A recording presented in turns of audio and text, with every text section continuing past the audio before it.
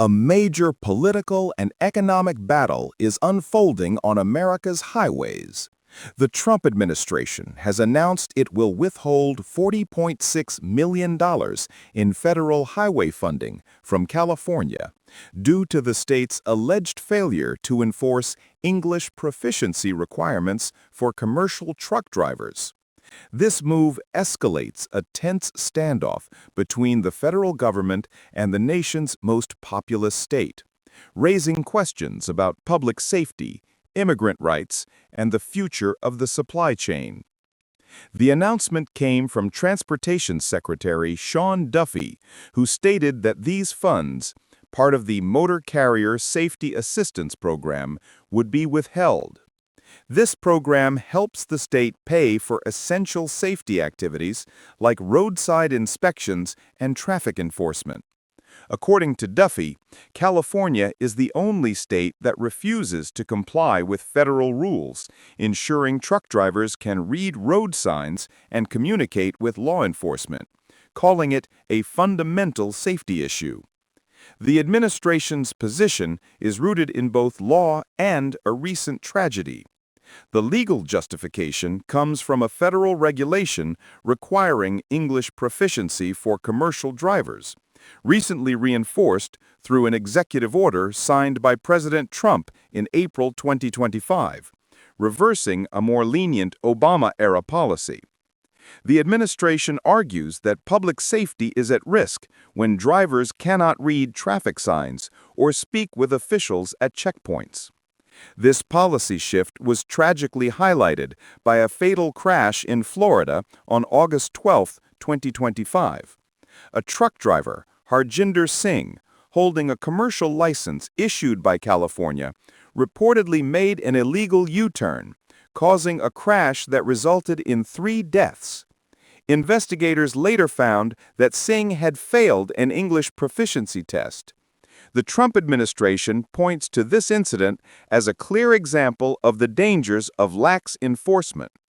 Secretary Duffy also noted that since the new, stricter standards took effect, California has conducted around 34,000 inspections, but has only taken 1 driver off the road for an English language violation. California, however, tells a very different story. Governor Gavin Newsom's office has fired back, calling the withholding of funds a cynical and transparent political stunt and a direct attack on the state's large immigrant communities. A spokesperson for the governor, Diana Crofts Palaio, argued that California's safety record speaks for itself, stating that commercial drivers licensed in California have a fatal crash rate nearly 40% lower than the national average. State officials insist they are in compliance with federal law. They argue that while they offer licensing exams in various languages to serve their diverse population, drivers are still required to understand enough English to read signs and communicate with officials. Regarding the tragic Florida crash, Newsom's office noted that California followed all required procedures when it issued the license to Singh in July 2024, and that the federal government itself had confirmed the driver's legal presence and valid work permit at the time. To understand how we got here, it's important to look at the history of this rule. The requirement for commercial drivers to speak and read English dates back to 1936 as part of the first motor carrier safety regulations. What has changed dramatically is the enforcement. In June 2025, the federal government began allowing inspectors to immediately place drivers who fail a roadside English test out of service.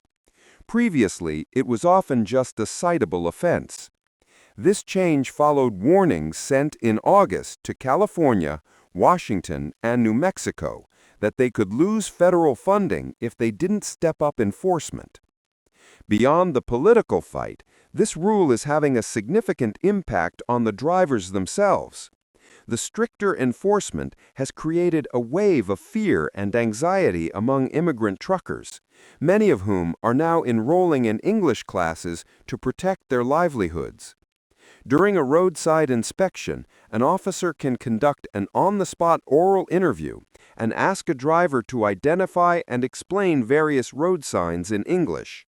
The use of translation apps or pre-written cue cards is not allowed. This has led to concerns about the economy and the supply chain. In areas like California's Central Valley, community advocates estimate a high percentage of local drivers are not native English speakers. Sidelining a significant number of these drivers could cause major disruptions. However, the reaction from within the trucking industry is mixed. Some truckers, including those for whom English is a second language, have voiced support for the rule, agreeing that a common language is crucial for safety on the road. The California Trucking Association has stated it will work to ensure the new enforcement is carried out objectively. So what happens now? The Department of Transportation has made its terms clear.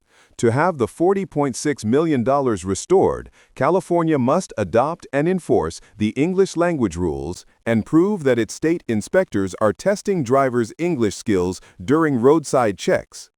Secretary Duffy has also threatened to withhold an additional $160 million related to how California issues licenses to non-U.S. citizens.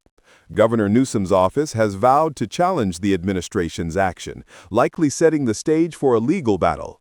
This conflict is now a high-stakes test, pitting federal authority against state policy with the flow of commerce and the careers of thousands of drivers hanging in the balance.